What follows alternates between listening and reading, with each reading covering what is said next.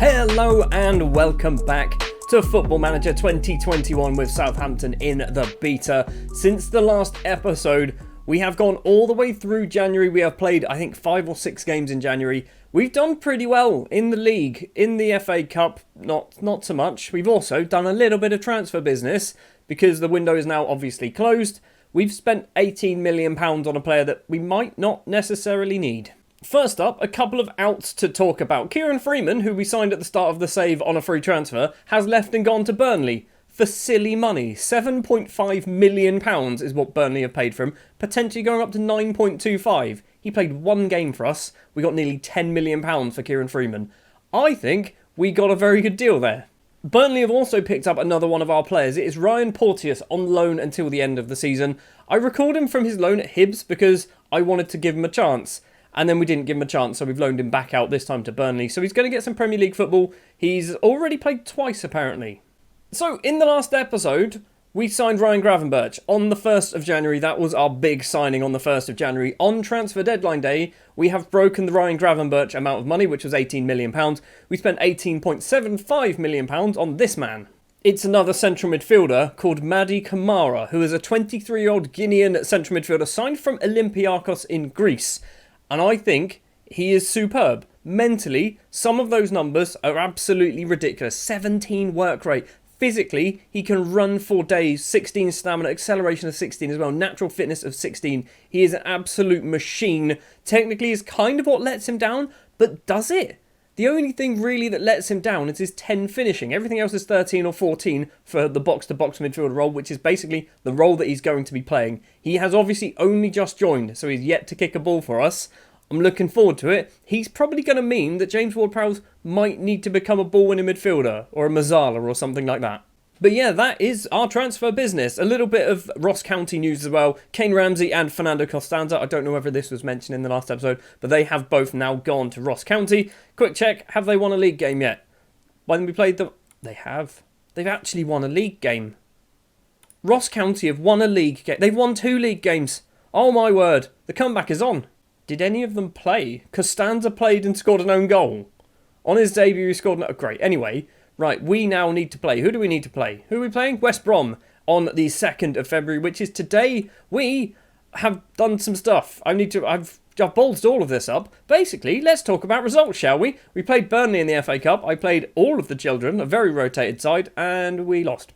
We lost 2-1. We should have won the game. We had much better XG. They had about 0.8, I think. We had about 2.4, and we couldn't score a goal to save our lives. So we lose this game and we're out of the FA Cup. Doesn't matter. We're in a Carabao Cup final against Everton in the next episode. Then we played Leicester, a 2-2 draw. Shane Long with both the goals here. Against Burnley, a 2-1 victory. Walcott and Nakajima on the score sheet. Against West Ham, Redmond scoring our only goal in a 1-1 draw.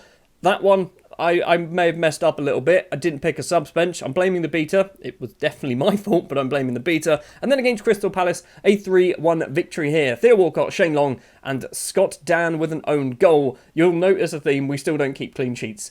I'm assuming there's something I need to do when we get to about 80 minutes, and that's to shut up shop. I just don't know how to do it yet. So, because of those 2 wins and 2 draws, we are now 8th place in the Premier League. 33 points, 4 points clear of West Ham in 9th place.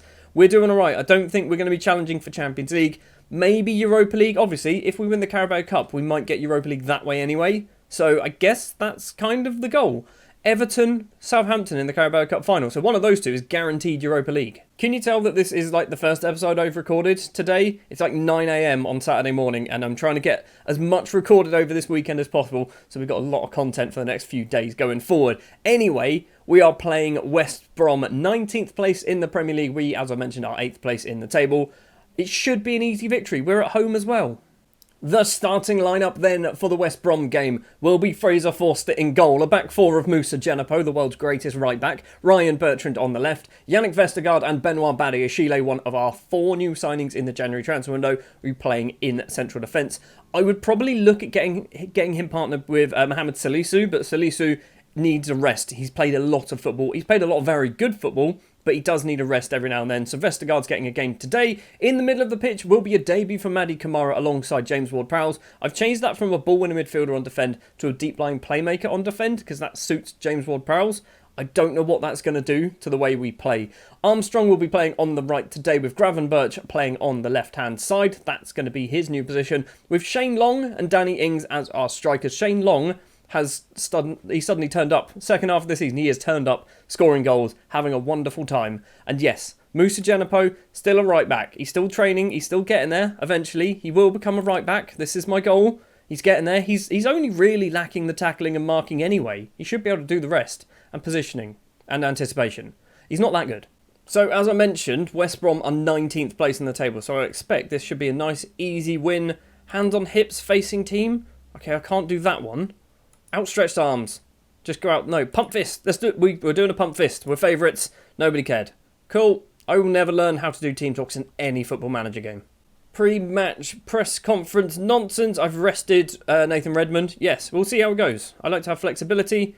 As West Brom has the worst defence. Yes, I mean, definitely. We score goals for fun. We do concede them for fun, but we also score goals for fun. West Brom's recent struggles have them at 20th. Are they bottom now? They were 19th. It says they're bottom. It says they're 19th. You're saying they're 20th. Is this a chance to pile on the misery? Football is a funny old game. Let's just sit on the fence with that one. Danny Ings is on a fairly lengthy run without scoring a goal. Can he break his hoodoo today? Yeah, sure. I believe he can, yes. I think he can. He probably won't, but I think he could. So I will tell you now, I am absolutely loving this save. I'm absolutely loving this save. I could have played this easily for about 2 seasons last night. I could have just played it until about 4 in the morning, but obviously I needed to record episodes, so I had to stop myself at 2 a.m, but I could have played it for absolute hours. We are 20 minutes in against West Brom, and nothing. Nothing at all. No highlights. We've had a couple of shots. Hold on. Djenepo with a throw. Tries to find Long, can't manage it. Ward-Prowse is going to collect it. Kamara's there off to his left. Maddie Kamara back to Ward-Prowse. I'm hoping Kamara is an absolute unit in the middle of the pitch. Moussa Djenepo, the right back, goes for goal himself into the hands of Sam Johnstone. Is that the former Man United goalkeeper?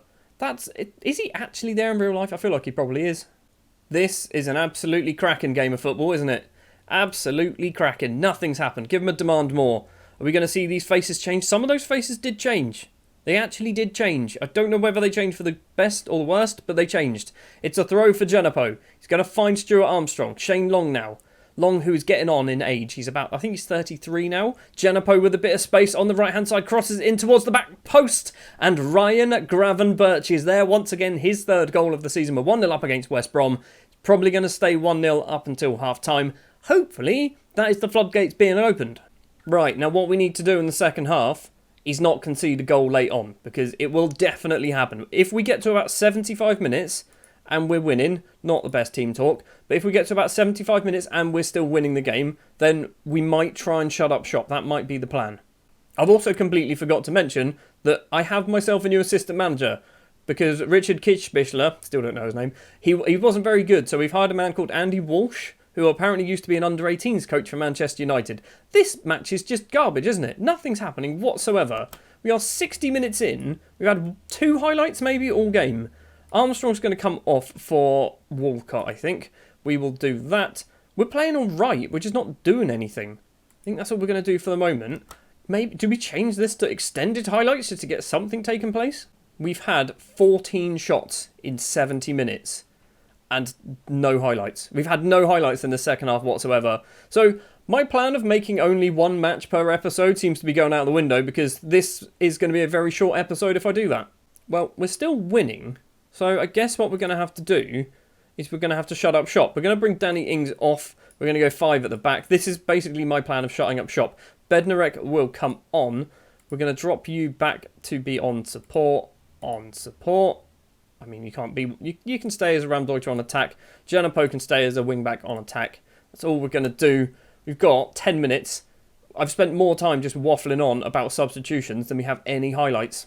Here we go. Here's the goal. Here is the goal for West Brom. We've had nothing at all second half. Sawyers collects it for West Brom. Across to Jake Livermore. Forward to Diang. Edge of the penalty area. He's got Djenepo for company. He's probably going to give him a little kick. Cross comes in.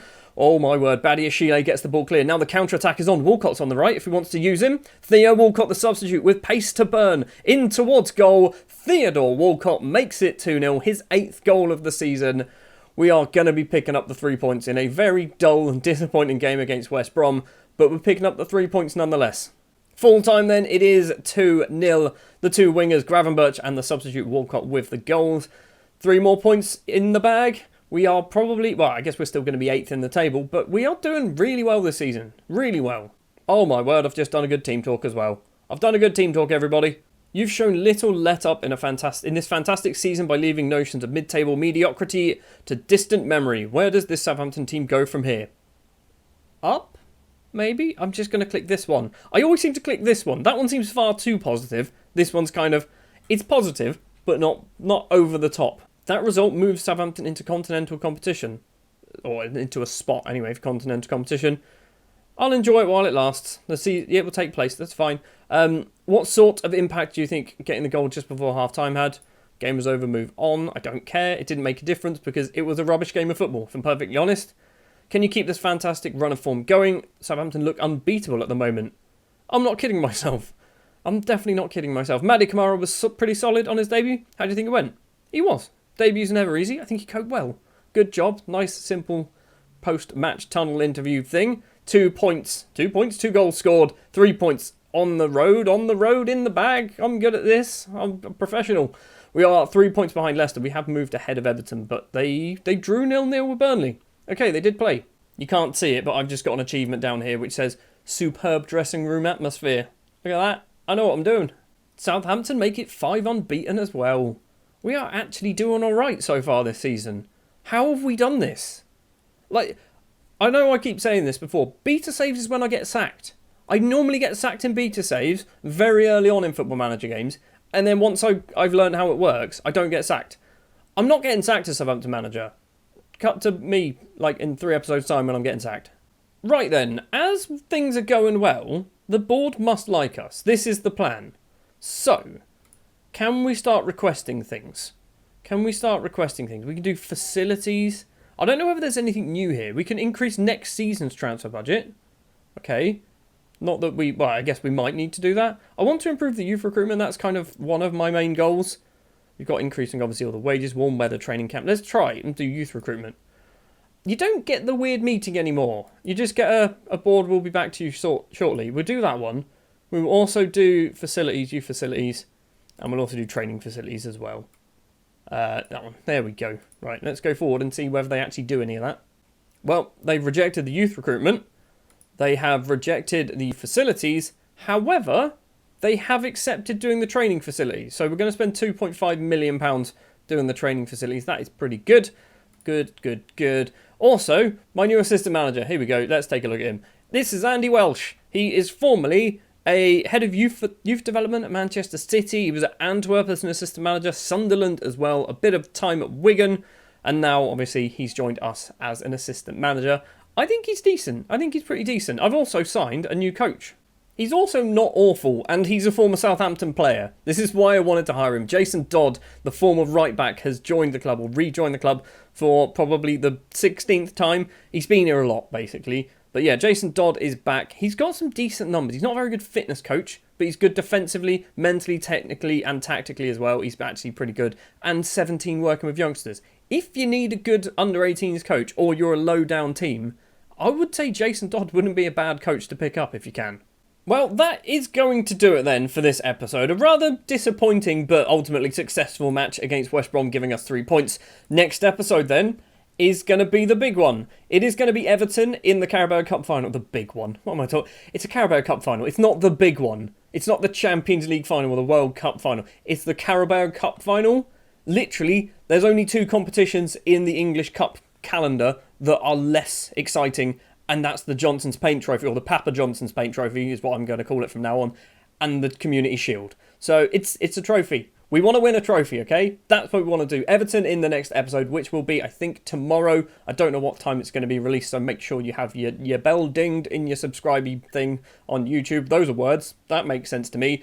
Also, I'm not wearing a suit for it because I don't have time. Also, I don't have a suit at the moment. It's all packed away. Thank you very much for watching this episode of Football Manager 2021 with Southampton. We are 7th in the Premier League and things are going really, really well. As I said, next episode, it's going to be a Carabao Cup final. Hopefully we can get our first trophy in the bag. First and probably only trophy. I think this might be our only chance. thank you very much for watching. If you did enjoy, do please remember to leave a like. If you are new here and you want to see more, hit the subscribe button. And as I said, ding the bell as well, because I don't know when these videos are coming out. Maybe 5 o'clock, maybe 9:30 in the evening. I don't know. I haven't worked it out yet. I've not got a schedule yet. Anyway, thanks for watching. I'll see you in the next one where we might win a trophy. See you later.